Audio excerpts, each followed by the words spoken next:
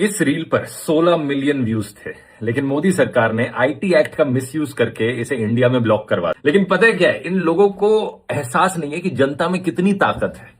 आओ उन्हें जरा एहसास दिलाते हैं। मैं इस रील को दोबारा अपलोड करता हूं और इस बार इतना शेयर करना कि 30 मिलियन व्यूज क्रॉस हो जाए और डाउनलोड करके व्हाट्सएप पर हर जगह फैला दो। और अगर ये सब इसी तरीके से चलता रहा तो जल्दी आपको इंडियन करेंसी में महात्मा गांधी की जगह प्रधानमंत्री जी की फोटो दिखने वाली है। इस सरकार ने तो योजनाएं काफी शुरू करी हुई है, बट काफी सारी योजनाएं ऐसी हैं जिनका सिर्फ नाम चेंज हुआ है। और इस वीडियो में हम वही बात करने वाले हैं कि कौन कौन सी योजनाएं जो इस सरकार ने स्टार्ट करी है वो पहले से ही चलती आ रही है। बस ये सरकार क्रेडिट लेने का काम ज्यादा करती है और स्कीम बिल्ड करने का काम कम। साल 2005 में यूपीए सरकार ने नरेगा स्टार्ट किया था, जिसे महात्मा गांधी को ऑनर करने के लिए साल 2009 में महात्मा गांधी नरेगा नाम दे दिया गया था। अब इस सरकार ने क्या किया है, 2025 में इसका नाम चेंज करके वीबीजी रामजी रखने वाली है। यही नहीं, 28 अगस्त 2014 को प्रधानमंत्री जनधन योजना स्टार्ट करी गई थी, जिसमें जिन भी परिवारों के बैंक अकाउंट्स नहीं थे उनको जीरो बैलेंस पे बैंक अकाउंट ओपन करने का स्कीम लाया गया था। और उस टाइम प्रधानमंत्री का इतना ज्यादा इन्फ्लुएंस था कि एक ही दिन में 1.5 करोड़ से ज्यादा बैंक अकाउंट ओपन हुए थे। अब सुनने में तो ये अच्छा लगता है कि बहुत अच्छी स्कीम लाई जिससे कि बैंक अकाउंट ओपन किया जा सके। आज के टाइम पे जो हमारा डिजिटल पेमेंट है वो इसीलिए पॉसिबल हो पाया क्योंकि